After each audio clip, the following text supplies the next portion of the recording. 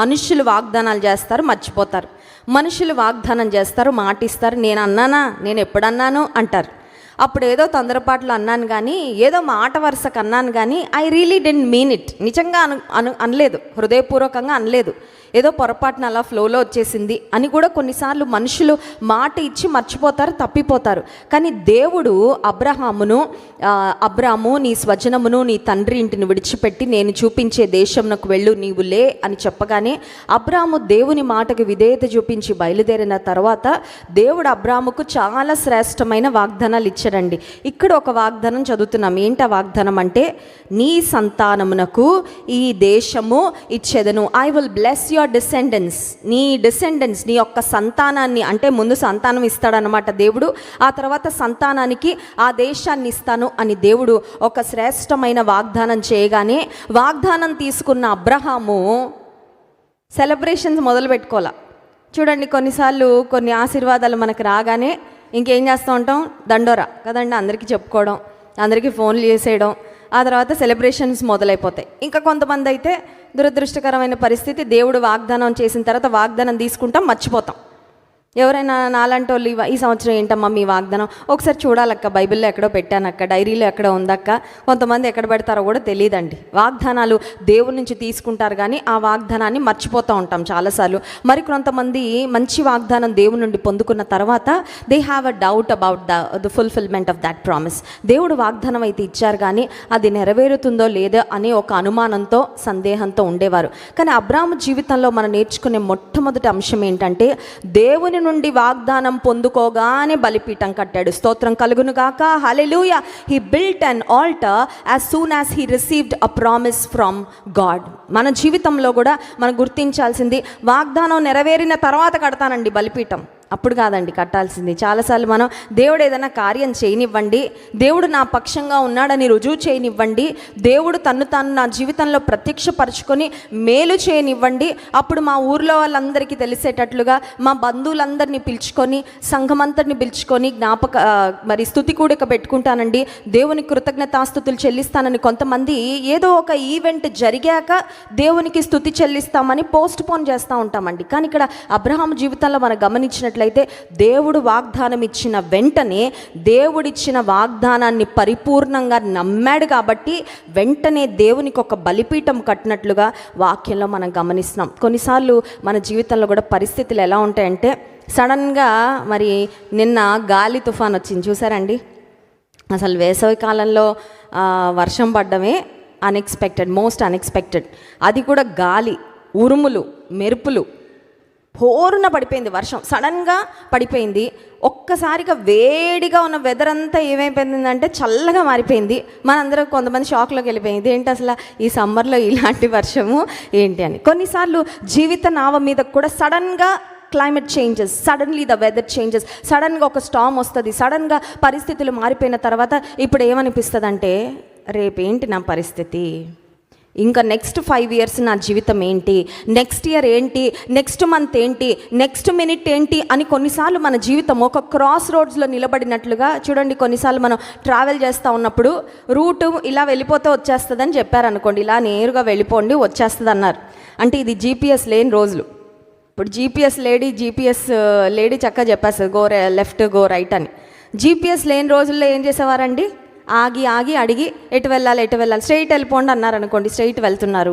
ఈ లోపల cross roads వచ్చేసాయి, కుడి ప్రక్కకు ఒక దారి ఉంది, ఎడం ప్రక్కకు ఒక దారి ఉంది. అక్కడ ఆగిపోయి ఏం చేస్తారు, ఆలోచన చేస్తారు, ఇటు వెళ్ళాలా అటు వెళ్ళాలా, అక్కడ ఎవరు కనబడట్లేదు. అలాంటప్పుడు ఏం చేయాలంటే ఏదో ఒక దారి చూస్ చేసుకొని ముందుకు వెళ్ళాలి. కొన్నిసార్లు జీవితంలో కూడా అటువంటి క్రాస్ రోడ్స్ దగ్గర నిలబడిపోతామండి.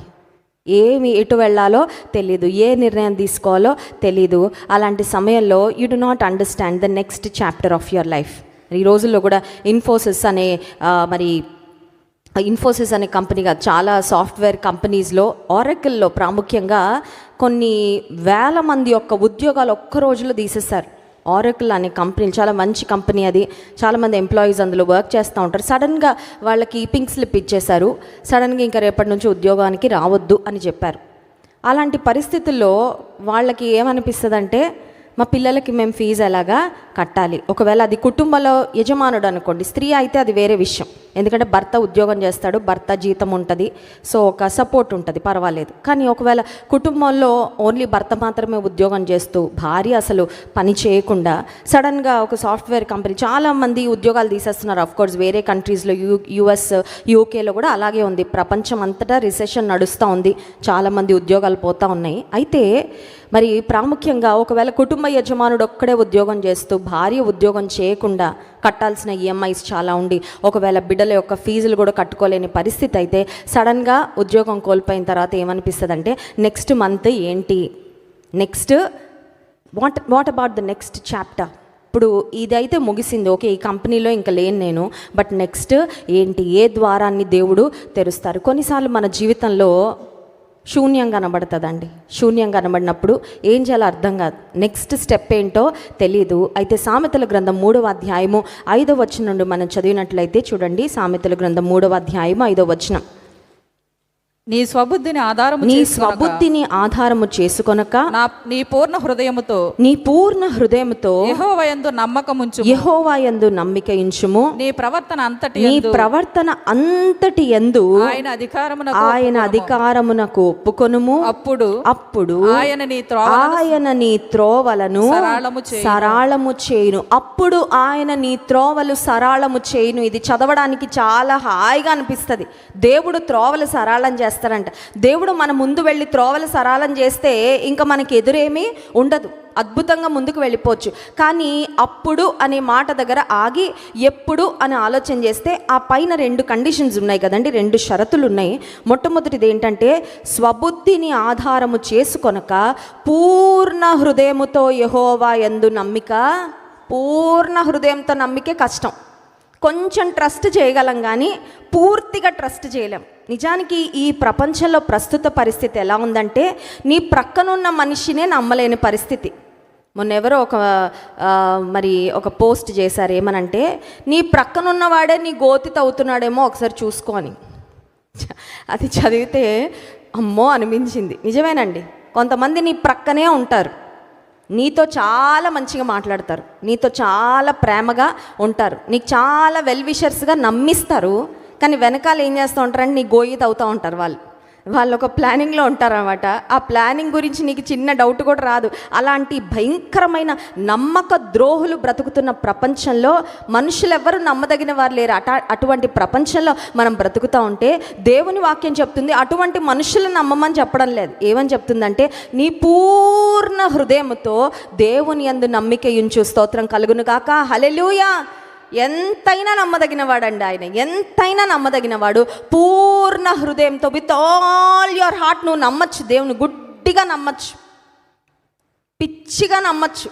కానీ చాలాసార్లు పిచ్చిగా ప్రేమిస్తాం మనుషుల్ని, పిచ్చిగా నమ్ముతాము, ఆ తర్వాత పిచ్చోళ్ళు అయిపోతాం. ఎందుకంటే ఎవరిని నువ్వు నమ్మావో, ఎవరు నువ్వు ప్రేమించావో వాళ్ళే నీకు ద్రోహం చేసి నీకు అనిపిస్తుంది ఇలాంటి వాళ్ళని నేను నమ్మింది, ఇలాంటి వాళ్ళని నేను ఆధారంగా చేసుకుంది ఇంతకాలం అని. కానీ దేవుని నువ్వు గుడ్డిగా నమ్మచ్చు, నీ పూర్ణ హృదయంతో ఆయన యందు నమ్మిక ఉంచచ్చు. ఆ తర్వాత 6వ వచనం చూడండి, నీ ప్రవర్తన అంతటి యందు ఆయన అధికారమునకు, ఆయన అధికారము ప్రవర్తన అంతటి యందు. కొన్నిసార్లు మన ప్రవర్తన ఎట్లా ఉంటుందంటే ప్రభు దృష్టికి అంగీకారయోగ్యంగా ఉండదండి. ఆయనకి ఇష్టంగా ఆయనకి ఇంపుగా మనం ఉండకుండా నా త్రోవ సరళం చేయ అంటే this is a conditional promise. ఇది వాగ్దానంతో కూడిన, షరతుతో కూడిన వాగ్దానం. ఇది నీ త్రోవలు సరళం చేయబడాలంటే, నీ ముందున్న అడ్డుబండలు తొలగిపోవాలంటే, నీ ఎదురుగా నిలబడి సవాలు చేస్తున్న సమస్యలు తొలగిపోయి దేవుడు ఒక హైవేగా నీ ముందు దారిని ఏర్పరచాలంటే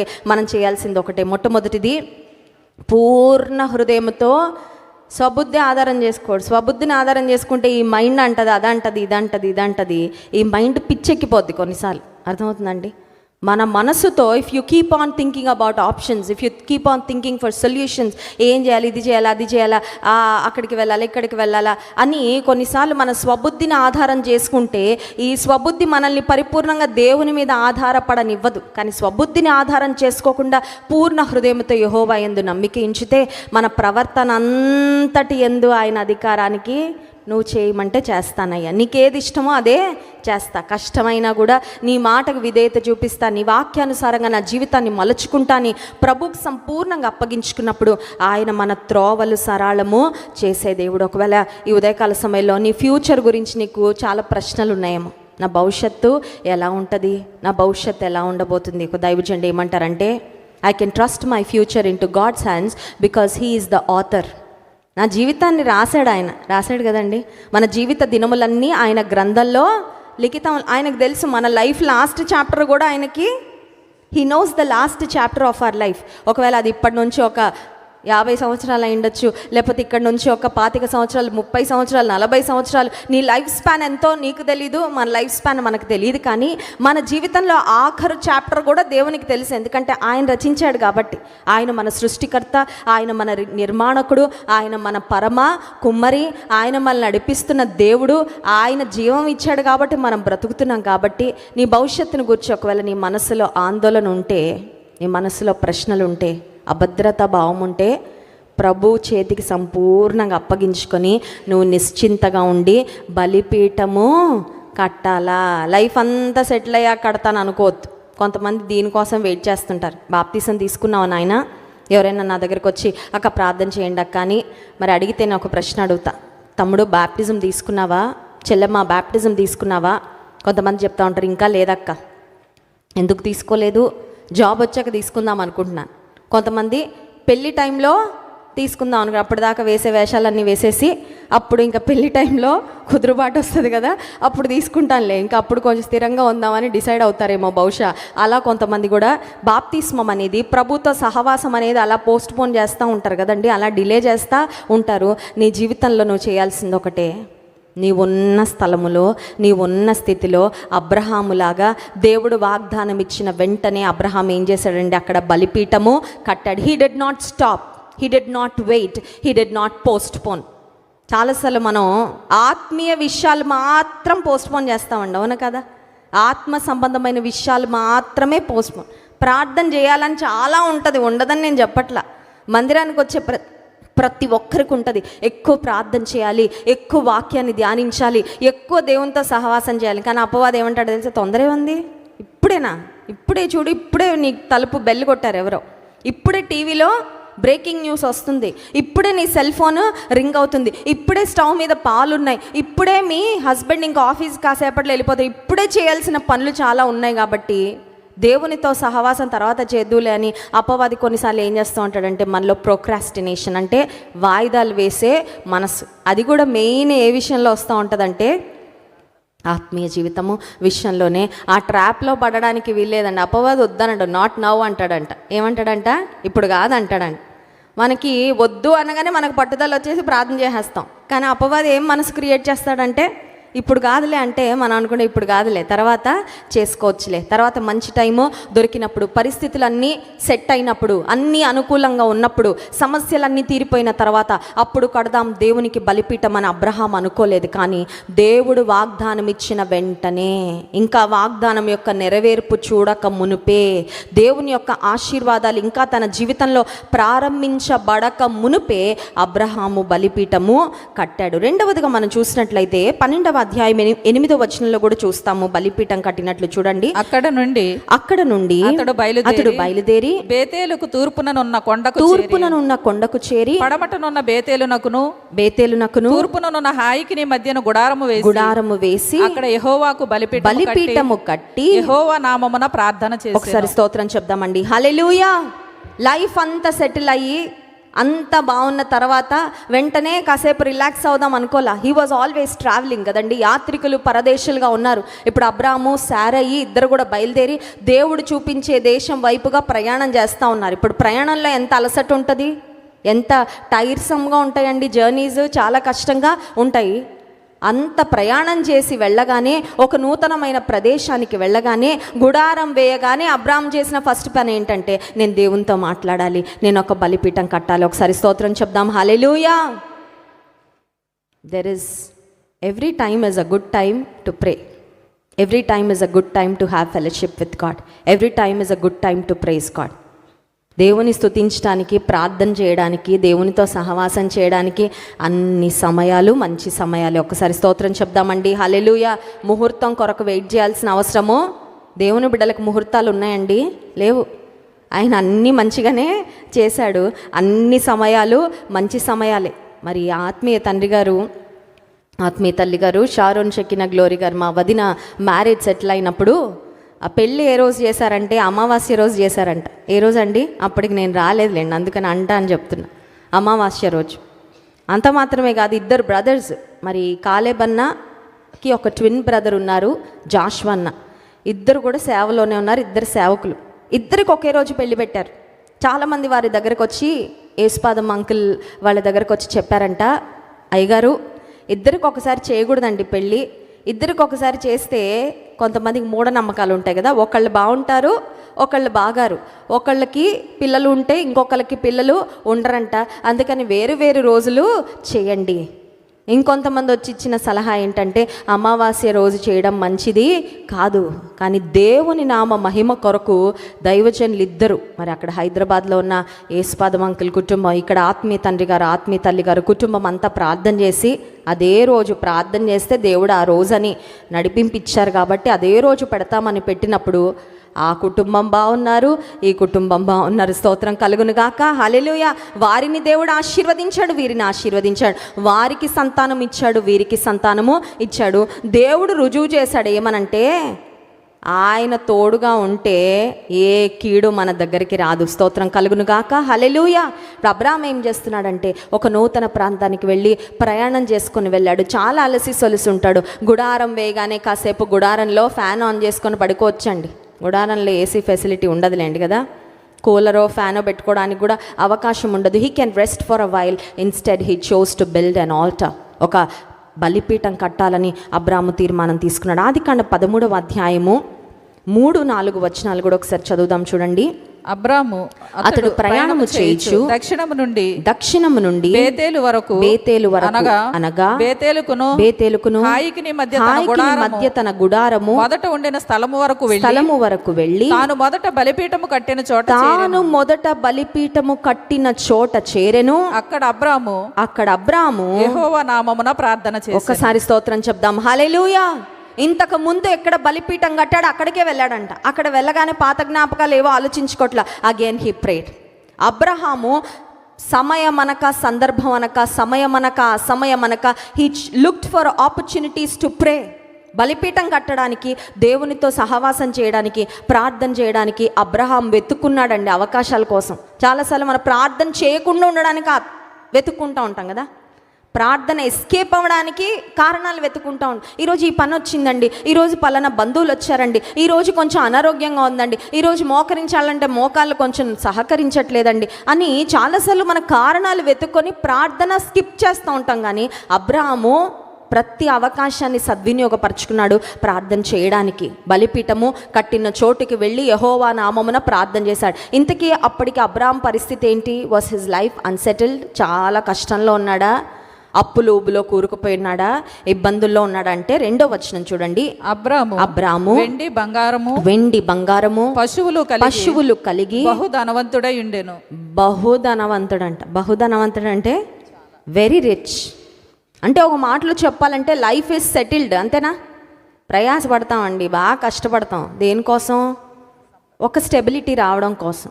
ఇప్పుడు ఆర్థికంగా ఒక స్టెబిలిటీ వచ్చిన తర్వాత ముందు పడినట్టు కష్టపడరు. ఎందుకంటే అమ్మ ఈ స్థితి రావడం కొరకు చాలా ప్రయాసపడ్డాను, ఇంకా ఇప్పుడు కొంచెం రిలాక్స్ అయిపోదామని. అబ్రహామును దేవుడు అన్ని విధాలుగా ఆశీర్వదించి బహుధనవంతునిగా చేసిన తర్వాత కూడా అబ్రహాం దేవుని పాదాలు పట్టుకున్నాడు. స్తోత్రం కలుగును గాక. Hallelujah. What a faithful life.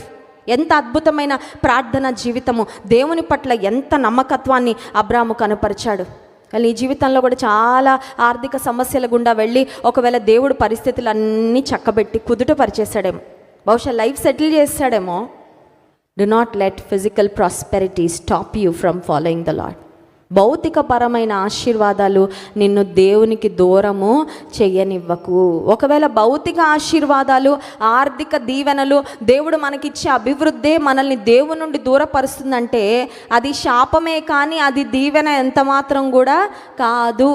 చాలాసార్లు ఆశీర్వాదం అంటే చాలామంది దృష్టిలో డబ్బులు, చాలామందికి ఆశీర్వాదం అంటే మరి వారి దృష్టిలో ఆస్తిపాస్తులు, బంగారం, వెండి, ఆస్తిపాస్తులు, ఆ తర్వాత ఒక మంచి ఫైనాన్షియల్ స్టాండింగ్. కానీ true blessing is having an uninterrupted fellowship and intimacy with God. నిజమైన ఆశీర్వాదం ఏంటంటే దేవునితో సన్నిహితంగా బ్రతకడమే. స్తోత్రం కలుగునుగాక, హల్లెలూయా. ఒకవేళ నీకు దేవుడిచ్చిన ఆర్థికమైన ఆశీర్వాదాలు, దీవెనలు, హోదా, స్థితి నిన్ను దేవునికి దూరం చేస్తుందంటే గమనించు, నువ్వు చాలా డేంజర్లో ఉన్నావు. ఎక్కడున్నావు? డేంజర్ పొజిషన్లో ఉన్నావు. నువ్వు అబ్రాము వలె మళ్ళీ ప్రభు పాదాలు పట్టుకోవాలి, నువ్వు మళ్ళీ బలిపీఠము కట్టాలి. మూడవదిగా మనం గమనిస్తే ఆదికాండం 13వ అధ్యాయం 18వ వచనం చూడండి. అప్పుడు అబ్రాము తన గుడారము తీసి హెబ్రోనులోని మమ్రే దగ్గర ఉన్న సింధూర వృక్ష వనములో దిగి అక్కడ యెహోవాకు బలిపీఠం. He was travelling and he was building altars. He was prospering and he was building altars. ప్రయాణాలు చేస్తానే ఉన్నాడు, బలిపీఠాలు కడతానే ఉన్నాడు, ప్రార్థన చేస్తానే ఉన్నాడు. స్తోత్రం కలుగును గాక. ఎంత గొప్ప మాదిరి అండి, ఎంత గొప్ప మాదిరి. జీవిత యాత్రలో మనం కూడా అలసి సొలసిపోతూ ఉంటాం. ఫిజికల్ ఎగ్జాషన్, ఇమోషనల్ ఎగ్జాషన్, శారీరకంగా అలసిపోతూ ఉంటాం. చాలాసార్లు ఉద్యోగం చేసి వచ్చి అబ్బో ఇంకా కాసేపు పడుకోవాలండి, కాసేపు ఇంకా సోఫా మీద ఉండాలండి, 2 గంటలు అలా సోఫా కత్తుకుపోయే వాళ్ళు కూడా ఉంటారేమో. పడుకుందామని ఇంకా అలా పడుకొని నిద్రపోయే వాళ్ళు కూడా ఉంటారేమో. జీవితంలో మనం చాలా అలసి సొలసిపోతూ ఉంటాం. కొన్నిసార్లు మనకు వచ్చే మానసికమైన ఒత్తిళ్ల వల్ల మానసికంగా కూడా చాలా బలహీనమైపోతూ ఉంటామేమో, చాలా వీక్ అయిపోతూ ఉంటామేమో. But don't let those things stop you from building the altars. Abram ప్రయాణం చేస్తూ ఉన్నాడు. ప్రయాణం చేసి వెళ్ళిన ప్రతి చోట ఏం కడుతున్నాడండి? బలిపీఠం కడతా ఉన్నాడు.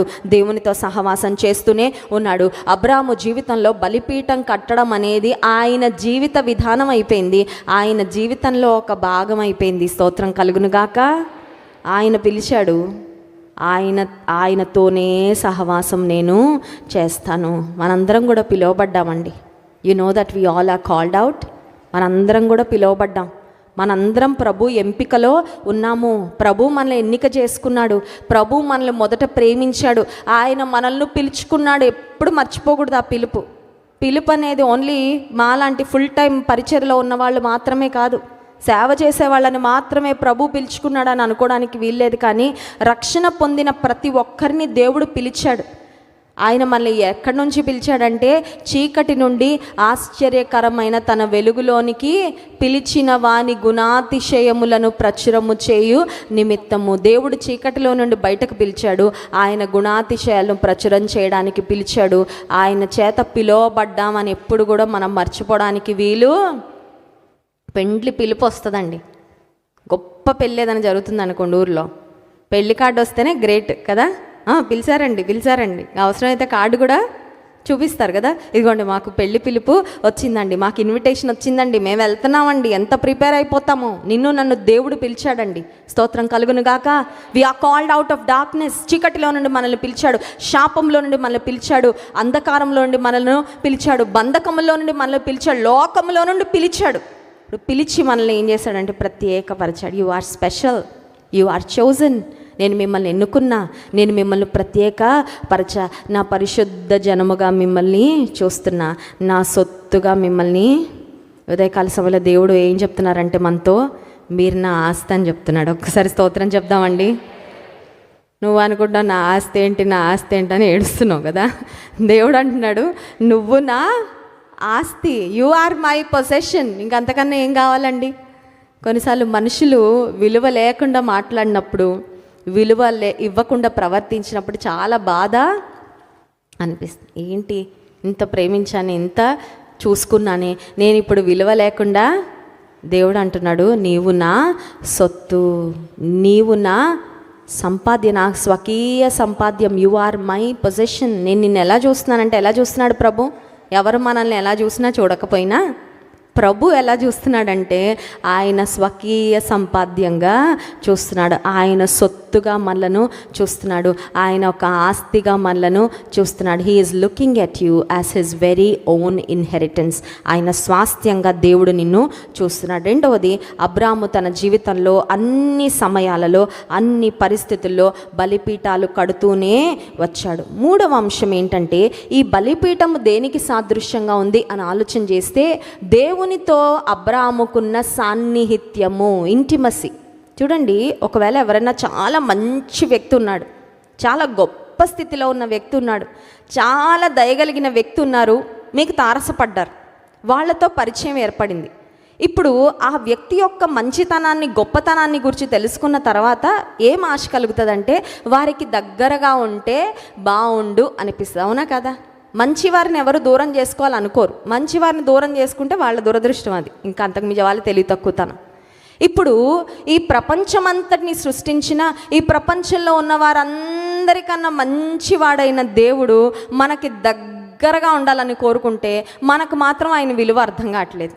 ఇది ఎంత మరి విచిత్రమైన విషయం, ఒక్కసారి ఆలోచించండి. ప్రపంచంలో అతి శ్రేష్ఠుడైన దేవుడు, ఎటువంటి లోపం లేని దేవుడు, మంచివాడు, మేలు చేసే దేవుడు, సహాయం చేసే దేవుడు, నమ్మదగిన దేవుడు, మనకు దగ్గరగా ఉండాలని ఆయన ఇష్టపడుతుంటే మనకు మాత్రం ఆయనకి దగ్గరగా ఉండాలని ఆశ కలగట్లేదంటే ఇది ఎంత భయంకరమైన పరిస్థితి, ఒక్కసారి ఆలోచించండి. We seek for intimacy with people. కుటుంబీకులతో సన్నిహితంగా ఉండాలని ఇష్టపడతాం. కొత్త స్నేహితులైతే వాళ్ళకి దగ్గరగా ఉండాలని ఇష్టపడతాం. ఒకవేళ ఎవరైనా మంచి పొజిషన్లో ఉంటే వాళ్ళకి దగ్గరగా ఉంటే మనకి ఏదైనా సహాయం కావాలంటే, కష్టం వస్తే సహాయం చేస్తారని వాళ్ళతో దగ్గరగా ఉండడానికి ఇష్టపడతాం. కానీ అబ్రహాము తన జీవితంలో ఒకటే తాపత్రయం ఏంటదంటే దేవునికి దగ్గరగా ఉండాలి. అందుకే దానికి సాదృశ్యంగా ఏం చేస్తూ వచ్చాడంటే బలిపీఠాలు కడుతూనే, ఏ ప్రాంతానికి వెళ్ళినా నూతన ప్రాంతం, నూతన వ్యక్తులు, నూతన సవాళ్ళు, నూతన పరిస్థితులు, కానీ దేవునితో అతని సహవాసము, సాన్నిహిత్యం మాత్రం మారలేదు. స్తోత్రం కలుగునుగాక, హల్లెలూయా. యాకోబు పత్రిక 4వ అధ్యాయం 8వ వచనంలో దేవుని వాక్యంలో వ్రాయబడిన మాట ఒకసారి చదువుదాం. చూడండి, యాకోబు పత్రిక 4వ అధ్యాయము 8వ వచనం. దేవుని యొద్దకు రండి, దేవుని యొద్దకు రండి, అప్పుడు ఆయన మీ యొద్దకు వచ్చును. అప్పుడు ఆయన మీ యొద్దకు. ఇంగ్లీష్ బైబిల్లో ఏమనుందంటే డ్రా నియర్ అని ఉంది. దేవుని దగ్గరగా, come near to God and he will come near to you. పిల్లలు పెరుగుతూ ఉన్నప్పుడు ఒక్కొక్క ఏజ్లో వాళ్ళకు ఒక్కొక్క లక్షణాలు ఉంటాయంట. చిన్న పిల్లలు ఒక ఏజ్ వరకు వాళ్ళకి దగ్గరికి తీసుకోవాలి, కడులు చేయాలి, వాళ్ళని ముద్దాడాలని ఇష్టపడతారండి. ఒక వయసు దాటాక మీరు వాళ్ళని పిలిచినా రారు కదండి.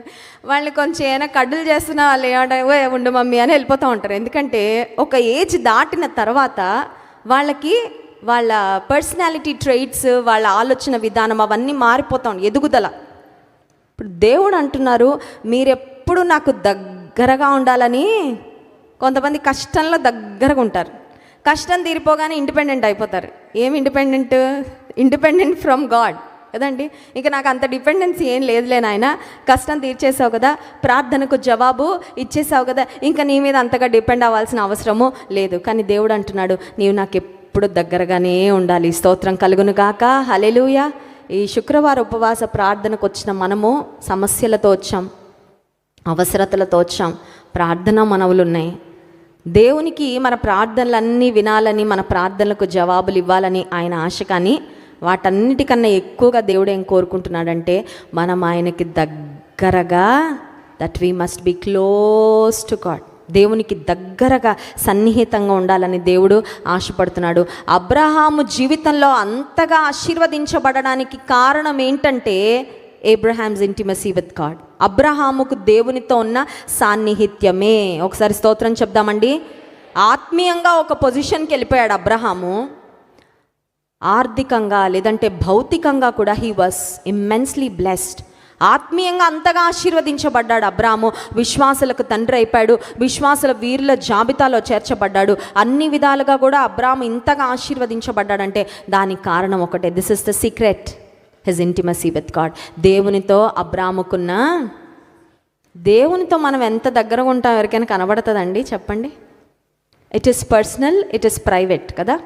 దేవునితో నీ ఆత్మీయ జీవితము, నీకున్న అనుబంధము, నీకున్న విశ్వాసము అది రహస్యమైనది, అందరికీ కనబడదు. కానీ ఒక మాట చెప్పమంటారా, దేవునితో మనకున్న అనుబంధము అది రహస్యమైనప్పటికీ దాని వలన వచ్చే ఆశీర్వాదాలు మాత్రం ప్రస్ఫుటంగా ప్రపంచం అంతటికి కనబడతాయి, దేవుడు కనుపరుస్తాడు. ఒకసారి స్తోత్రం చెప్దాం, హల్లెలూయా. నీ వ్యక్తిగతమైన ప్రార్థన జీవితము, నీవు కట్టుకున్న బలిపీఠము అది ఎంత శ్రేష్టమైనదో, దేవునితో ఎంత సన్నిహితంగా బ్రతుకుతున్నావో దాని యొక్క ప్రభావము, దాని యొక్క ఎఫెక్ట్, దాని యొక్క మరి సూచనలన్నీ కూడా నీ బహిరంగ జీవితంలో అందరికీ ఖచ్చితంగా కనపడతాయి. దేవుడు కూడా నిశ్చయంగా కనుపరుస్తాడు. 4వ అంశం ఏంటి అని ఆలోచన చేస్తే, అబ్రాము బలిపీఠాలు కడుతూ వచ్చాడని వాక్యంలో చూసాం కదా. చాలా బలిపీఠాలు కట్టాడు. అవన్నీ ఒక రకంగా చెప్పాలంటే అంత సవాలుతో కూడిన బలిపీఠాలు కాదు, కానీ అబ్రాము జీవితంలో ఒక్క బలిపీఠం కట్టవలసిన పరిస్థితి వచ్చింది. అది చాలా సవాలుతో కూడిన పరిస్థితుల్లో అబ్రాము కట్టాడు. ఆదికాండం 22వ అధ్యాయము 2వ వచనం చూడండి. ఆదికాండం 22వ అధ్యాయం 2వ వచనం. అప్పుడు ఆయన నీకు ఒక్కడయున్న నీ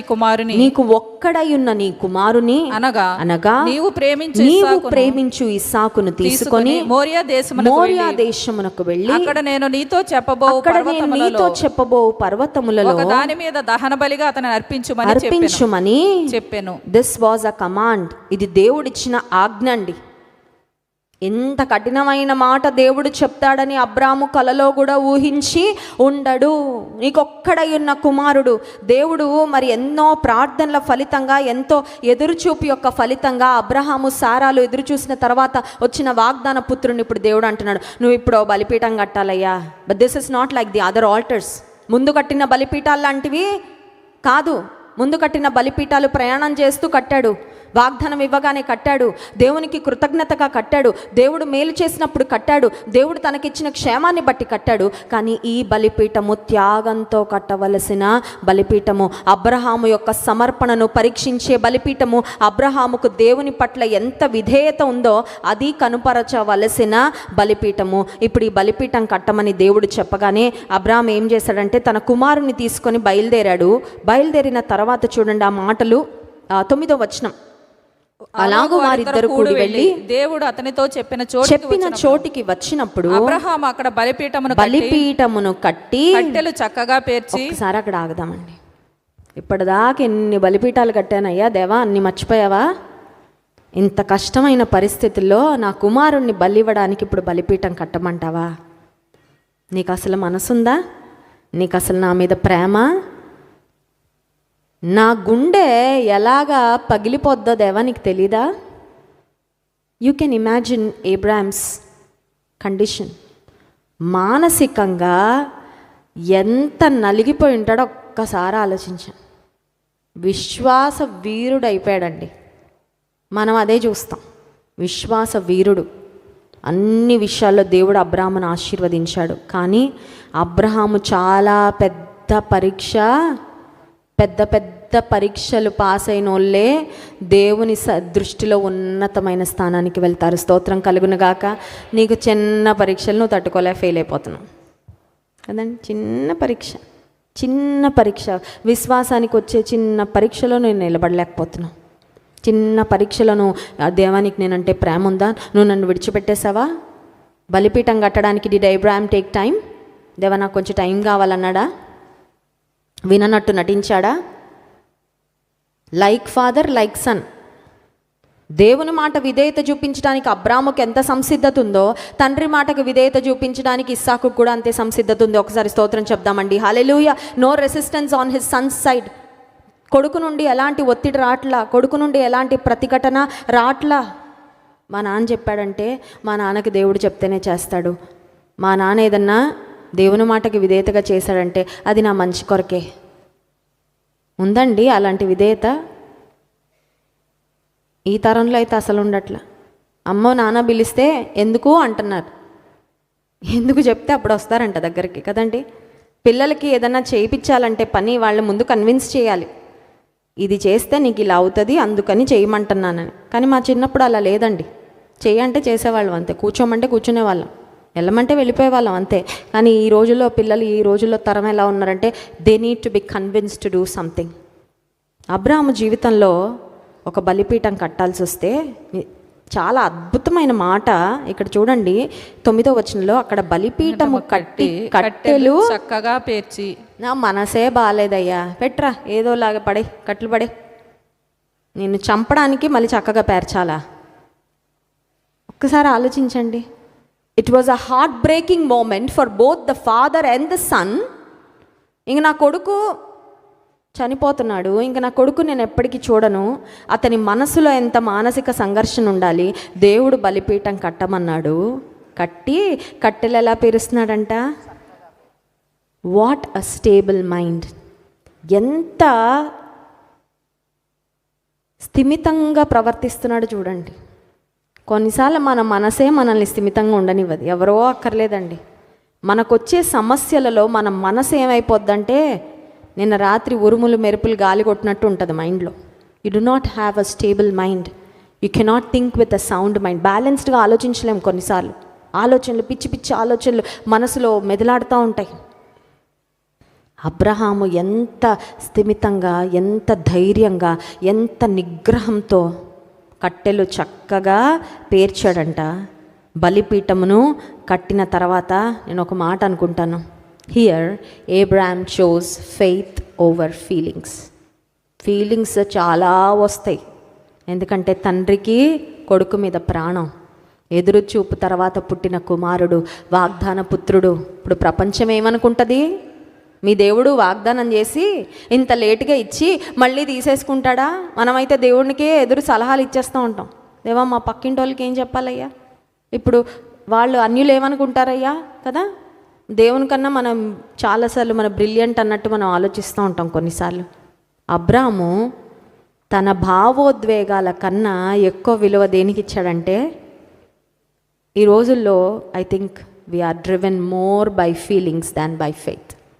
ఈ రోజుల్లో మనం ఎక్కువ దేని ద్వారా నడిపించబడుతున్నామంటే ఫీలింగ్స్. అవునా కదా? మనసు బాగాలేదండి అందుకే ప్రార్థన చేయట్లా, మనసు బాగాలేదండి ఉపవాస ప్రార్థనకి రాలేదు, అందుకే మనసు బాగాలేదండి అందుకే బైబిల్ చదవట్లా, మనసు బాగాలేదు ఊపిరి తీసుకోవడం ఆపట్లేదు. కానీ మనసు బాగాలేదని చాలాసార్లు ఆత్మీయ జీవితం విషయంలో మాత్రం మనసు బాగాలేదని నువ్వు అలా వాయిదాలు వేసేస్తున్నావు. మనసు బాగున్నా బాగకపోయినా ప్రభు చెప్పాడు, విశ్వాసంతో నేను ఒక అడుగు వేసేస్తానంతే. ఈ బలిపీఠము అబ్రాము జీవితంలో ఒక మాటలో చెప్పాలంటే చాలా సమర్పణతో, చాలా త్యాగపూరితంగా కట్టిన బలిపీఠం. ఇక్కడ ఉన్న దేవుని బిడ్డలందరికీ ఒక మాట చెప్పాలని ఆశపడుతున్నా. నువ్వు నీ జీవితంలో కొన్నిసార్లు, ఇందాక ఒక మాట అన్నాను కదా, బలిపీఠం అనేది స్తుతికి, కృతజ్ఞతకు, ఆరాధనకు, ప్రార్థనకు సాదృశ్యంగా ఉందని. కొన్నిసార్లు నువ్వు సౌఖ్యాలలో దీవెన వచ్చినప్పుడు, విజయం వచ్చినప్పుడు నీ మనవుల కొరకు నువ్వు బలిపీఠం కట్టావు, ప్రార్థన చేసావు. కొన్నిసార్లు అబ్రహాములాగా కూడా నువ్వు బలిపీఠం కట్టాల్సి వస్తుంది. ఎప్పుడంటే నీ మనసు అంగీకరించినప్పుడు, నీకు ప్రార్థన రానప్పుడు, నీకు ఒకవేళ ఎందుకు ఈ కష్టం, ఎందుకు ఈ పరిస్థితి అనే నలుగుడు గుండా నువ్వు వెళ్తున్నప్పుడు కూడా అబ్రాహాము వలె it was an altar of sacrifice. ఒక త్యాగపూరితమైన బలిపీఠాన్ని కట్టాడు. ఈ ఉదయకాల సమయంలో దేవుడు ఏం కోరుతున్నాడంటే, నీవు కట్టిన బలిపీఠం మీద నువ్వు కొన్ని పెట్టాలండి. ఏం పెట్టాలండి? అబ్రాహాంకి ఇస్సాకు ఉన్నాడు, ఇస్సాకును పెట్టమన్నాడు దేవుడు. నేనేం పెట్టాలి? మా పిల్లల్ని పెట్టాలా? మన పిల్లల్ని కాదండి. ఉదయకాల సమయంలో నీవు కట్టే బలిపీఠం మీద దేవుడు ఏం పెట్టాలని ఆశపడుతున్నాడంటే, నీ భవిష్యత్తు. నా భవిష్యత్తు నాకు తెలియదయ్యా, కానీ నీకు అప్పగించేస్తున్నా. You just put your future on the altar. బలిపీఠం మీద ఏం పెట్టాలండి? నీకు చాలా కళలు ఉన్నాయి, చాలా కళలు, చాలా ప్రణాళికలు. Sometimes we're like master planners కదా, ఎన్ని ప్రణాళికలు వేసుకుంటామో. ఈ ఉదయకాల సమయంలో దేవుడు అంటున్నాడు, నీ కళలన్నీ ఎక్కడ పెట్టాలి? Put them on the alter.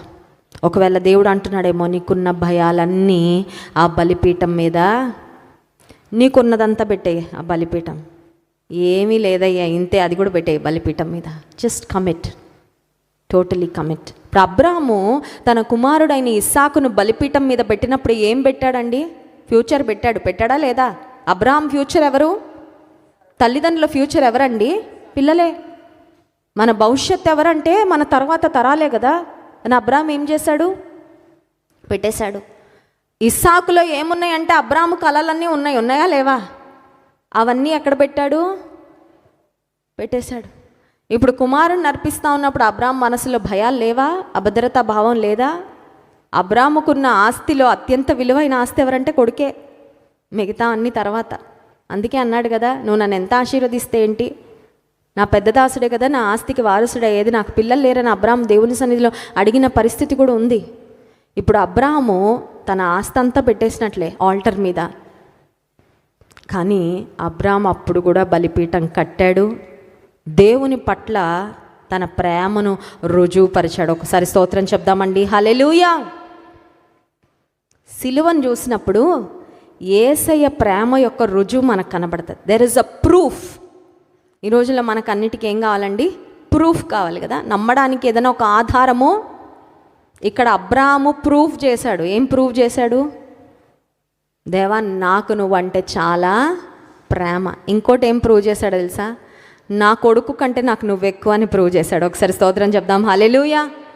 మనం బాగా పాటలు పాడతామండి, నాకు నువ్వే ఎక్కువయ్యా, నా సర్వం నువ్వే, నా సర్వం యేసయ్యా, నా జీవం యేసయ్యా, నా ప్రాణం యేసయ్యా అని పాడతాం. కానీ నీకు నీ ఫ్యామిలీ ఎక్కువ దేవుడి కంటే, నీకు నీ ఉద్యోగం ఎక్కువ దేవుడి కంటే, నీకు నీ ప్రాణం ఎక్కువ దేవుడి కంటే, నీకు నీ ఆస్తి ఎక్కువ దేవుడి కంటే.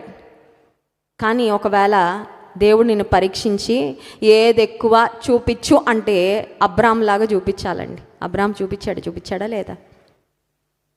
I do not value my son above you. నా కొడుకు నీకంటే నాకు ఎక్కువ, కొడుకునిచ్చింది నువ్వెక్కువయ్యా. నీవిచ్చిన బహుమానంను నీకన్నా ఎక్కువ నేను పెట్టుకోవట్లేదు. చాలాసార్లు బహుమానం ఇచ్చిన వాళ్ళకన్నా బహుమానాలు ఎక్కువైపోతాయి కదా. ఆశీర్వాదాలు ఇచ్చిన దేవుని కన్నా ఆశీర్వాదం మన దృష్టిలో చాలా పెద్ద స్థానం తీసేసుకుంటూ ఉంటుంది. కానీ ఇక్కడ అబ్రాము రుజువుపరిచాడు, త్యాగంతో కూడిన బలిపీఠాన్ని కట్టాడండి. స్తోత్రం కలుగును గాక. హల్లెలూయా. అయితే బలిపీఠం కట్టిన తర్వాత చెయ్యి ఎత్తాడు కుమారుని ఖండించటానికి. అప్పుడు స్వరం వినపడింది, ఆ చిన్నవాని మీద చేయి వేయకు అనే స్వరము వినపడిన తర్వాత ఆపేస్తే 12వ వచనం చూడండి. అప్పుడు ఆయన ఆ చిన్నవాని మీద చేయి వేయకుము, అతనిని ఏమీయూ చేయకుము, నీకు ఒక్కడైన నీ కుమారుని నాకియ్య వెనుతీయలేదు గనుక నీవు దేవునికి భయపడువాడవని ఇందువలన నాకు కనబడుచున్నదని. అప్పుడు అబ్రాహాము కన్నులెత్తి చూడగా పొదలో కొమ్ములు తగులుకొని ఉన్న ఒక పొట్టేలు వెనుక తట్టున కనబడెను. అబ్రాహాము వెళ్ళి ఆ పొట్టేలును పట్టుకొని తన కుమారునికి మారుగా పెట్టి దహన బలిగా అర్పించెను. ఆ పొట్టేలు ఎవరిది? ఆ పొట్టేలు ఏ మందులోండి తప్పించుకుంది? ఆ పర్వతం ఎప్పుడెక్కింది? అక్కడ కొమ్ములు తగులుకొని ఎందుకుందంటే అది దేవుడు పర్ఫెక్ట్గా ఇచ్చిన ప్రొవిజన్. స్తోత్రం కలుగునుగాక. నీవు నేను బలిపీఠం కట్టే పనిలో ఉంటే ఆయన చూపిస్తాడండి, యెహోవా ఈరే అని, అన్నీ చూసుకుంటానని రుజువు చేస్తాడు. స్తోత్రం కలుగునుగాక. ఎలా అంటే ఆయన చూసుకుంటాడు. It's not up to us. ఆ పొట్టేల్ని ఎప్పుడు ఎక్కించాడో, ఆ మోరియా పర్వతం పొట్టేలు ఎక్కడం చిన్న విషయం, ఒకటే ఉందంటే exactly a substitute for Isaac. ఇస్సాకుకు బదులుగా ఒకే ఒక పొట్టేలు అక్కడ కనపడింది. పొదలో కొమ్ములు తగులుకొని స్టక్ అయిపోయింది. ఒక మాట చెప్పాను, స్టక్ అవ్వకపోతే అది పారిపోనేమో, కానీ దేవుడు అది కరెక్ట్గా తీసుకొచ్చి ఏం చేశాడంటే ఇస్సాకుకు బదులుగా at the right time at the right place God put a RAM. సరైన సమయంలో సరైన పరిస్థితుల్లో దేవుడు అక్కడ ఇస్సాకుకు బదులుగా, అంటే బలిపీఠం కట్టిన చోట దేవుని యొక్క సహాయము ఉంటుంది. స్తోత్రం కలుగునుగాక. You will experience God's provision when you build where you build the altar. ఎక్కడ బలిపీఠం కడతావో అక్కడ నీకు దేవుని యొక్క సహాయము అందుతుంది. అందుకే ఆ చోటుకి ఏమని పేరు పెట్టారంటే 14వ వచనం చూడండి. అబ్రాహాము ఆ చోటికి యెహోవా ఈరే అని పేరు పెట్టెను. అక్కడ ఫుట్ నోట్లో చూస్తే అనగా యెహోవా చూచుకొను. ఉందా? విశ్వాసం ఉందా? అన్నీ మన నెత్తి మీద వేసుకుంటే భరించలేనంత భారం. తట్టుకోలేనంత ఒత్తిడి. యెహోవా చూచుకొనును అనే విశ్వాసము నీకుండి బలిపీఠను కడితే అన్నీ ఆయన చూసుకుంటాడు. స్తోత్రం కలుగును గాక. ఎప్పుడు ఏ సమయానికి ఎలా నీకు సహాయము ఎవరి ద్వారా పంపించాలో ఆయన జంతువులకే ఆజ్ఞాపిస్తాడో, రాజులకే ఆజ్ఞాపిస్తాడో, అధికారులకే ఆజ్ఞాపిస్తాడో, ఎవరికి ప్రకృతికి ఆజ్ఞాపిస్తాడు. You do not know, but you will definitely see and experience the provision of God. దేవుని యొక్క సమకూర్పును ఖచ్చితంగా నీ జీవితంలో పొందగలవు, చూడగలవు. పెళ్ళి అయిన సమయంలో భార్యాభర్తలు ప్రమాణాలు చేయడానికి ముందు ఆడపిల్ల చేయని ఏం చేస్తారండి, ఆ అమ్మాయి యొక్క పేరెంట్స్ వచ్చి అబ్బాయి చేతిలో పెడతారు. పెట్టాక మన ఆత్మీయ తండ్రి గారు కానీ వెస్లీ గారు కానీ ఒక మాట చెప్తారు. చెయ్యి నీ చేతిలో పెట్టారంటే అర్థం ఏంటంటే, నాయన ఇప్పటిదాకా మా అమ్మాయిని చాలా బాగా చూసుకున్నాము, నువ్వు మాలాగా ఇంకా మాకంటే బాగా చూసుకుంటావని నమ్మకంతో నీ చేతిలో పెడుతున్నావని చెప్పి వెళ్ళిపోయారు వాళ్ళు. బాగా చూసుకుంటావా అని మైకు పెడతారు. పెళ్ళి కొడుకు చక్కగా ఏం చెప్తాడు, చూసుకుంటాను అయ్యగారు. ఎలా చూసుకుంటావు? చాలా బాగా చూసుకుంటా. కొంతమంది వారం తిరగగానే కొడుతుంటాడు అమ్మాయిని కదండి, నెల తిరగగానే సూటిపోటి మాటలు. అక్కడ పెళ్ళిలో బాగా చూసుకుంటాను అంటారు కానీ ఆ మాట ఎంత టైం పట్టదు తప్పిపోవడానికి. కానీ దేవుడు యెహోవా ఈరే అంటే అర్థం ఏంటి? ఆయన చూచుకుంటాడు, ఆయన మరణం వరకు చూచుకుంటాడు. స్తోత్రం కలుగును గాక. జీవితకాలం అంతా చూసుకుంటాడండి. He will take care of you all the days of your life. ముదిమి వచ్చు వరకు నేను ఎత్తుకొని వాడను. మనుషులు ఒకవేళ మాట ఇచ్చి నెరవేర్చరేమో, కానీ దేవుడు ఖచ్చితంగా ఆయన యెహోవా ఈరే, is a God who provides. ఖచ్చితంగా ఆయన జోక్యము చేసుకుంటాడు. అబ్రహాం విషయంలో జోక్యం చేసుకున్నాడా? తన కుమారుడైన ఇస్సాకు విషయంలో జోక్యం చేసుకున్నాడా? ఇప్పుడు బలిపీఠము దేనికి సాదృశ్యంగా ఉంది అని ఆలోచన చేస్తే, బలిపీఠము it's a sign of God's provision.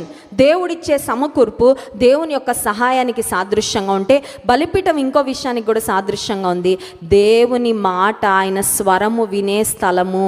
స్తోత్రం చెప్దాం. Hallelujah. What a beautiful experience it is. ఎంత శ్రేష్టమైన అనుభవం అండి. దేవుని స్వరాన్ని వినే దాని కొరకు ఆరాటపడాలి. దాని కొరకు మాట్లాడయ్యా, మాట్లాడయ్యా, మాట్లాడయ్యా. నీ స్వరము వినిపింపచేయి. లేఖనముల ద్వారా మాట్లాడతాడు. కొన్నిసార్లు స్వరము ద్వారా కూడా ప్రభు మాట్లాడతాడు. కొన్నిసార్లు నీ అంతరంగంలో ఉండే దేవుడు నిన్ను ప్రేరేపిస్తూ ఉంటాడు. ఏ విధానం చేత అయినా సరే ఇక్కడ దేవుని సేవకులు నిలబడి మాట్లాడుతూ ఉంటే ఆ మాటలు సూటికి వెళ్ళిపోతాయి గుండెలోకి. నీకు అర్థమైపోద్ది, ఈ మాట నా కొరకే, this is exactly for me. దేవుడు నీతో మాట్లాడే ఆ మాట కొరకు నువ్వేం చేయాలంటే ఎదురు చూడాలా. You should wait for those moments. అవి నేను అంటాను స్వీట్ మెమరీసే కాదు, ఎవర్ లాస్టింగ్ మెమరీస్గా పెట్టుకోవాలండి. కొన్ని స్వీట్ మెమరీస్ ఉంటాయి కదా మనకి, కొన్ని కెమెరాలో బంధించి మళ్ళీ మళ్ళీ చూసుకుంటూ ఉంటాం. ఈ లోక సంబంధంగా మనం తీసుకునే పిక్చర్స్, లేకపోతే కొన్ని మంచి ఈవెంట్స్లో మనం దిగే ఫొటోస్, కొన్ని ప్రాంతాలకు వెళ్ళినప్పుడు దిగే పిక్చర్స్, వీడియోస్, అవి కాదు స్వీట్ మెమరీస్. వాటికన్నా స్వీటెస్ట్ మెమరీస్ ఉన్నాయి. అవి ఏంటి తెలుసా? ప్రభు నీతో మాట్లాడే మాటలు, ప్రభు నిన్ను బలపరిచే సమయాలు, ప్రభు నిన్ను తన స్వరము ద్వారా ఆయన నిన్ను దర్శించే సమయాలు. అవి నీ జీవితంలో శాశ్వతమైన ప్రభావాన్ని చూపించే సమయాలు. ఒక మాట చెప్పి ముందుకు వెళ్ళిపోతాను. బలిపీఠము అనేది దేనికి సాదృశ్యంగా ఉంది అని ఆలోచన చేస్తే, ఇందాక చెప్పాను కదా, దేవునితో సహవాసం, దేవునితో సాన్నిహిత్యము, ప్రార్థన, కృతజ్ఞత, దేవుని స్తుతించటము, వీటన్నిటికీ సాదృశ్యంగా ఉంటే, నీవు దేవుని బలిపీఠాన్ని కడితే, నీ జీవితంలో బలిపీఠాన్ని నువ్వు కట్టుకుంటే నీ జీవితాన్ని దేవుడు కడతాడు. స్తోత్రం కలుగును గాక. If you want God to build your life. ఈ రోజుల్లో చాలామంది జీవితాలు the devil is tearing off. కుటుంబాలు కూలిపోతున్నాయండి. Very sad to say, but there are very few happy families. చాలా దురదృష్టకరమైన విషయం, కానీ సంతోషంగా ఉండే కుటుంబాలు చాలా తక్కువగా ఉన్నాయి ప్రపంచంలో. చాలామంది యవ్వనస్తులు తల్లిదండ్రులు మా దగ్గరకు వచ్చి చెప్తా ఉంటారు వాళ్ళ ప్రార్థన అవసరతలు. మా అబ్బాయి పెళ్లి చేసుకొని అంటున్నాడు, అమ్మా ప్రార్థన చేయండి. మా అమ్మాయి పెళ్లి చేసుకొని అంటుంది, ప్రార్థన చేయండి. Why? Because they have seen many unhappy families. దుఃఖంలో, వేదనలో ఏడ్చుకుంటా బతుకుతున్న చాలామందిని చూస్తారేమో. వాళ్ళకి కుటుంబాలుగా కట్టబడడం వాళ్ళకి ఇష్టంలా, ఇలా ఇండివిజువల్గా బతికేద్దాం, ఎందుకు పెళ్ళే ఉండాలా జీవితంలో అనే స్థాయికి వెళ్ళిపోయారు చాలామంది. కారణం ఏంటంటే అపవాది కుటుంబాలను కూల్చేస్తూ ఉన్నాడండి. అపవాది కుటుంబాలను ఛిద్రం చేస్తూ ఉన్నాడు. అపవాది కుటుంబాల్లో చెలరేగిపోతున్నాడు. ఏదో ఒక సమస్య ఏదో మూడో వ్యక్తి, బంధువులు అవ్వచ్చు, లేకపోతే ఒక అక్రమ సంబంధం అవ్వచ్చు, ఒక స్నేహం అవ్వచ్చు, కుటుంబాన్ని పాడు చేస్తూ ఉంది. చాలా కుటుంబాలు అన్హ్యాపీ ఫ్యామిలీస్. ఎందుకు కట్టుకున్నామా అని ఏడుస్తున్న వాళ్ళు చాలామంది ఉన్నారు. భార్యలను బట్టి ఏడ్చేవారు, కొంతమంది అయితే భర్తను బట్టి ఏడ్చేవారు, మరి కొంతమంది. నీ జీవితం కట్టబడాలి, నువ్వు ఆశపడుతున్నావా? నీ జీవితం కట్టబడాలంటే నువ్వు బలిపీఠాన్ని, you need not be a civil engineer, నువ్వు ఒక డిజైనరు, ప్లానరు, సివిల్ ఇంజనీర్ అవ్వక్కర్లా. ఎక్కడుంటే అక్కడ మోకరించి అబ్రాహాములాగా నువ్వు బలిపీఠము కట్టు. అయితే ఈ రోజుల్లో చాలా బలిపీఠాలు పాడైపోయాయండి. ఒకప్పుడు కట్టారు, ఇప్పుడు పాడైపోయాయి. చూడండి, దేనికన్నా ఏముండాలంటే మెయింటెనెన్స్ ఉండాలి, అవునా? మీరు కొని పక్కన పడేశారనుకోండి, అది వెహికల్ అయినా, అది కార్ అయినా, బైక్ అయినా, ఒక వస్తువు అయినా, అది over a period of time ఏమైపోద్దంటే పాడైపోద్ది. చాలామంది జీవితాల్లో ఆ వారి బలిపీఠాలు పాడైపోయాయి. ఏంటండి, ఎలా తెలుస్తుంది? నా బలిపీఠం బాగుందా, కండిషన్లో ఉందా, లేదంటే పాడైపోయిందా? ఎలా తెలుస్తుందంటే, పాడైపోయిన బలిపీఠానికి సూచన ఏంటంటే ప్రార్థనా జీవితము ఉండదు. కొంతమందిని ప్రార్థన కూర్చోబెట్టాలంటే కుక్క పిల్ల మెడకి చైన్ కట్టి లాగినట్టు లాగాల, లిటరల్గా రారండి. లేకపోతే వాళ్ళని ప్రార్థనలో కూర్చోబెట్టాలంటే మూడో ప్రపంచ యుద్ధం రావాలంతే, లేకపోతే కదలరు. అన్నిటికీ ఇంకా రెడీ, ప్రతిదానికి చలో. బైక్ మీద తిరగాల, పద వెళ్ళిపోతాం. షాపింగా నడు, అది చేయాలా, షికారా పద, సైట్ సీయింగా చలో, ready for everything but not for prayer. ప్రార్థనకు మాత్రం రావట్లేదంటే బలిపీఠం పాడైపోయింది. రెండవది, దేవుని వాక్యం అంటే ఆసక్తి. బైబిల్ చదివి ఎన్ని రోజులో ఉంటుంది, మందిరానికి వచ్చినప్పుడు తీస్తారు అంతే, ఇంకా మళ్ళీ బైబిల్ తీయరండి. వాక్యం పట్ల ఆసక్తి లేకపోవడం, దేవుని పట్ల ఆసక్తి లేకపోవడం, ఆకలి లేదు. డాక్టర్లు కూడా ఏదైనా ఆరోగ్య సమస్యతో వెళ్తే అడుగుతూ ఉంటారు కదా, వాటిలో మాట్లాడుతూ ఆకలి ఉందా అంటారు, అవునా? ఇప్పుడు అడుగుతున్నా మిమ్మల్ని, ఆకలి ఉందా? ఉందండి, ఉపవాస ప్రార్థన కదా, ఎందుకు ఉండదు? కడుపులో ఎలుకలు పరిగెడుతున్నాయండి, బాగా ఉంది ఆకలి అంటున్నారా? ఆకలి కాదు. I'm not talking about physical hunger, I'm talking about spiritual hunger. నీతి నిమిత్తము ఆకలి దప్పులు గలవారు ధన్యులు, వారు తృప్తిపరచబడదురు. స్తోత్రం కలుగును గాక. ఆకలి ఉందా? ఏ ఆకలి? ఇంకా వాక్యం నేర్చుకోవాలనే, ఇంకా వాక్యాన్ని ధ్యానించాలనే ఆకలి, ఇంకా ప్రార్థన చేయాలనే ఆసక్తి ఉందా?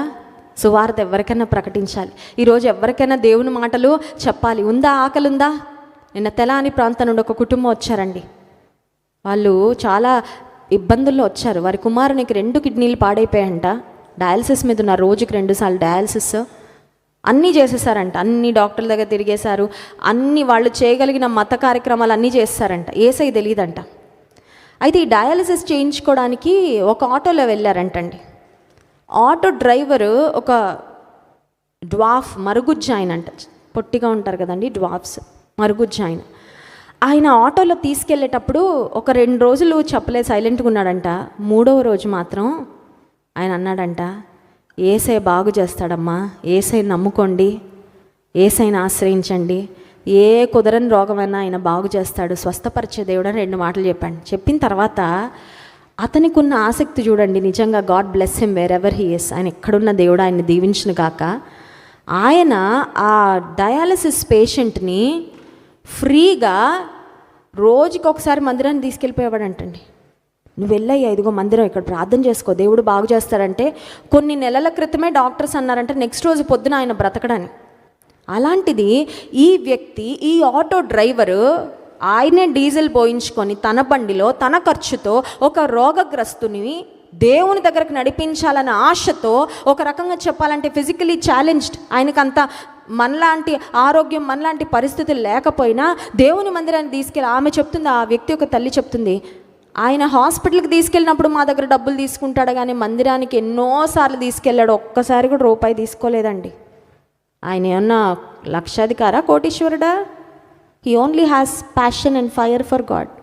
ఆయనలో మంట ఉందండి, సువార్త ప్రకటించాలనే మంట, ఆత్మలు సంపాదించాలనే మంట, కష్టంలో ఉన్నవారు ప్రభు దగ్గరకు రావాలి, రక్షణ పొందాలి అనే ఆశ నీకుందా? అది ఆయన బ్రతుకుతూ ఉన్నాడు, దేవుడు జీవింపజేస్తూ ఉన్నాడు. ఆయన కొరకు ప్రార్థన చేసి పంపించాం నిన్న.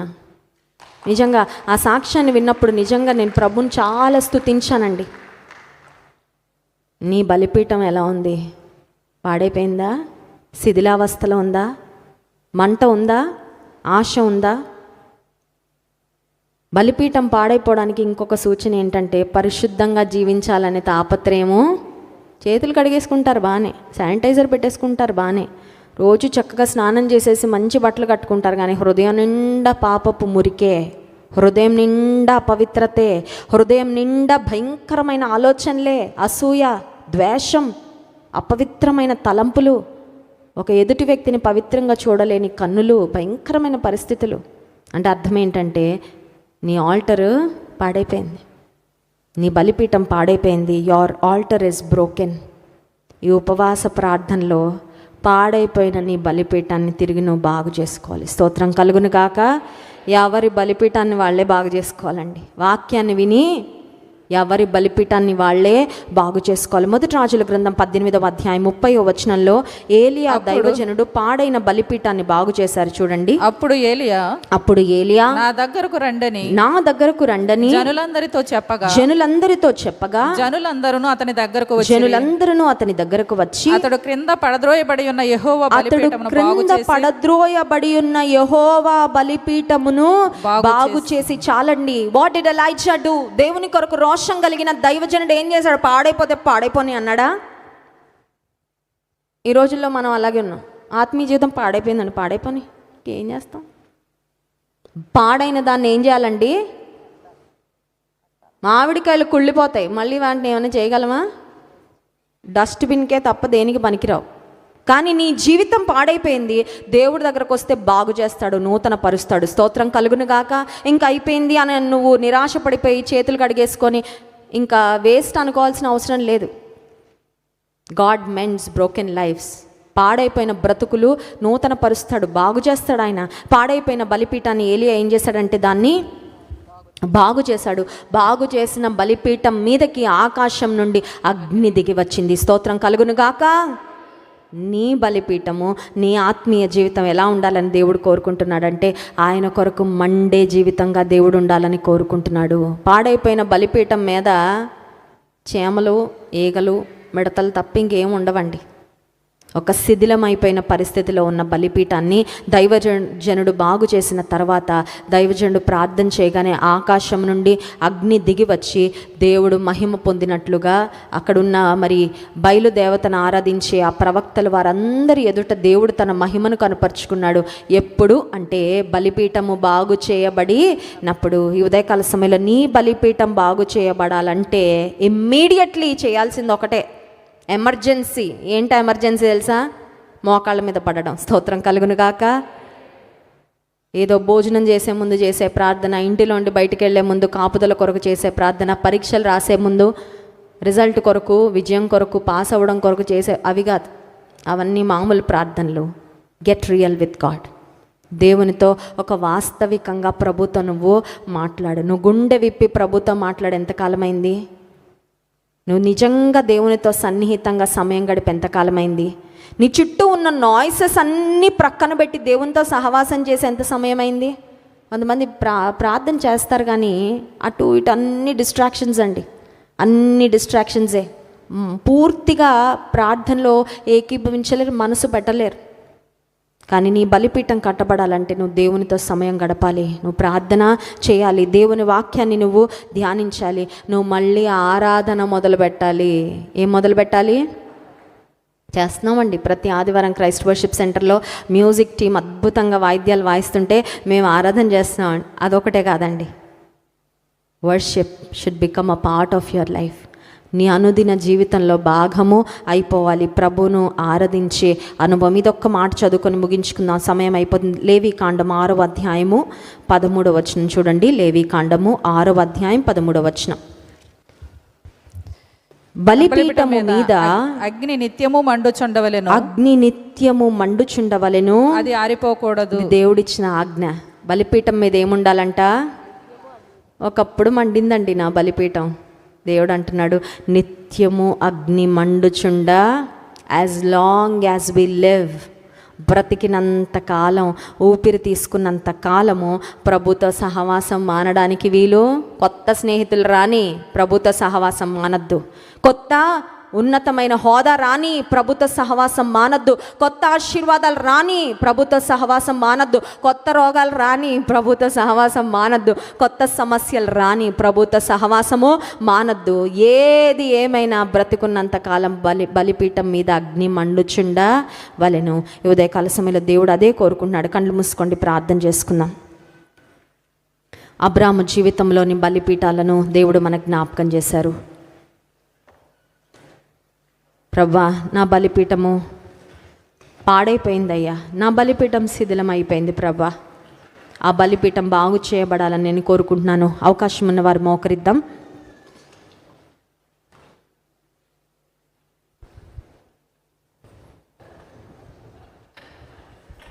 దేవుడు తన వాక్యం ద్వారా మాట్లాడుండగా నీ బలిపీఠం ఎలా ఉంది నీకు తెలుసు. You know how your altar is. బాగుందా, పాడైపోయిందా? పాడైపోయిన స్థితిలో బలిపీఠం ఉంటే అది బాగు చేయబడాలి. వదిలేసావు, చాలా కాలం వదిలేసావు. బాగానే ఉన్నానులే, మందిరానికి వెళ్తున్నాను వస్తున్నాను కదా సరిపోతుందిలే అని నీ బలిపీఠాన్ని నువ్వు వదిలేసావు. నీ కుటుంబ బలిపీఠం పాడైపోయింది. కుటుంబంగా ప్రభు సన్నిధిలో కనబడలేకపోతున్నావు. నీ వ్యక్తిగత బలిపీఠం పాడైపోయింది. ప్రభు మాట్లాడుతున్నాడు ఈ ఉదయకాల సమయంలో. You have to be restored. పునరుద్ధరించబడాలి నువ్వు. మనుషులు ఎక్కువైపోయారు, నీకు డబ్బు ఎక్కువైపోయింది, ఈ లోక సంబంధమైన హోదాలకు వచ్చిన ఆరాటం ఎక్కువైపోయింది. కానీ ప్రభుతో నీకు సన్నిహితమైన సంబంధానికి వచ్చిన ఆలోచన లేకుండా పోయింది. ప్రభు మాట్లాడుతున్నాడు, ప్రభా మళ్ళీ కావాలయ్యా, నాకు నీ స్వరాన్ని వినే అనుభవం కావాలయ్యా. నీకు దగ్గరగా జీవించే జీవితం నాకు కావాలయ్యా. నిజంగా నిజంగా నీలో నాటబడి వేరు పారి నీలో ఫలించే జీవితం నాకు కావాలి ప్రభా. తిరిగి స్తుతిస్తానయ్యా, తిరిగి ఆరాధిస్తా ప్రభా, తిరిగి నీతో సహవాసం చేస్తానయ్యా, నీతో ఎక్కువ సమయం గడుపుతా ప్రభా. నాకు నువ్వు ముఖ్యమయ్యా. You are most important to me Lord. ఒకవేళ ఈ ఉదయకాల సమయంలో అబ్రాహాము సమర్పణతో కట్టిన బలిపీఠం వలె దేవుడు నీ నుండి డిమాండ్ చేస్తున్నాడేమో. అన్ని సమయాలలో నువ్వు బలిపీఠం కట్టాలి. బలిపీఠం మీద అగ్ని మండుచుండవలెను. ఏముందండి స్తుతించడానికి అనుకుంటున్నావా? అలాంటి సమయంలో కూడా నువ్వు స్తుతించు. అలాంటి సమయంలో కూడా దేవునికి దగ్గరగానే ఉండు. దేవుని యొక్క సమకూర్పు నువ్వు చూస్తావు. You will experience God's supernatural provision as you honour him, as you obey him, as you stay committed to him, as you surrender to him. ప్రభా, ఇదిగో అయ్యా, బలిపీఠం మీద నా భవిష్యత్తు పెడుతున్నానయ్యా. బలిపీఠం మీద నా కలలు పెడుతున్నానయ్యా. బలిపీఠం మీద నాకున్న సమస్తం పెడుతున్నా ప్రభా. ఆనాడు అబ్రాము ఎలాగా తన కుమారుని అర్పించడానికి వెనుదీయక తన ప్రేమను రుజువుపరుచుకున్నాడు. ఆ విధంగా భీమైన నీ వాక్యాన్ని ధ్యానించడానికి వెనుదీయనయ్యా. నీ సన్నిధికి రావడానికి వెనుదీయనయ్యా. నీకు ఇవ్వడానికి వెనుదీయను ప్రభా. నీవు నాకు ముఖ్యమయ్యా. నా జీవితం ద్వారా నిన్నెంత ప్రేమిస్తున్నానో, నీవు నాకెంత ప్రాముఖ్యమో అది రుజువు చేయడానికి ఇష్టపడుతున్నా ప్రభా. ఏది నీకు ప్రియంగా ఎంచావు, ఏది ప్రభుకు నీకు మధ్యలో ఉంది, అది ఏదైనా సరే నువ్వు తొలగించాల్సిందే. దేవునికి నీకు మధ్యలో ఏదొచ్చిందో దాని వలన నీ బలిపీఠం పాడైపోయింది. It has to be repaired today. It has to be rebuild today. ఈరోజు తిరిగి కట్టబడాలి నీ బలిపీఠము. ఎక్కడికి వెళ్తే అక్కడ బలిపీఠం కట్టాడు అబ్రహాము. అటువంటి జీవితం నాకు ఇవ్వయ్యా. పరిశుద్ధ ప్రేమ కలిగిన తండ్రి, నీకు స్తోత్రాలు. నీ లేఖనముల ద్వారా మాతో మాట్లాడినందుకు వందనాలు. మా బలిపీఠాలు కట్టబడాలని ప్రభా తిరిగి మా జ్ఞాపకం చేశాం. శిథిలమైపోయిన మా బలిపీఠాలను తిరిగి కట్టబడాలని మేము ఆశపడుతున్నాం ప్రభా. సహాయం చేయి. చేయవలసినంత ప్రార్థన చేయలేకపోయామయ్యా, స్తుతించవలసినంతగా స్తుతించలేకపోయాం ప్రభా. మా చింతలతోనే, మా సమస్యలతోనే, మనుషులను చూస్తూ, పరిస్థితులు చూస్తూ సమయం ఎంతో వ్యర్థపరిచాం ప్రభా. క్షమించయ్యా, క్షమించయ్యా, కనికరించు ప్రభా. అన్ని సమయాలలో బలిపీఠం కట్టి నీతో సహవాసము చేసిన అబ్రామును ప్రభా మా జ్ఞాపకం చేసినందుకు స్తోత్రాలు. మా వ్యక్తిగత జీవితాలలో, మా కుటుంబాలలో బలిపీఠము నిత్యము మండుచుండే కృప ఇవ్వయ్యా. ఎప్పటికీ ఆరిపోకుండా ప్రభా మా బలిపీఠాలను నాయన మీరే మండించమని కోరుతున్నాం ప్రభా. మేం బ్రతికినంత కాలము నీతో సన్నిహితంగా దగ్గరగా జీవిస్తూ నీలో సాగే కృప దయచి విన్న వాక్యము ప్రతి హృదయంలో ఫలింప చేయమని వేడుకుంటూ ఘనత మహిమ నీకే చెల్లిస్తూ యేసు నామములో ప్రార్థిస్తున్నాను తండ్రి.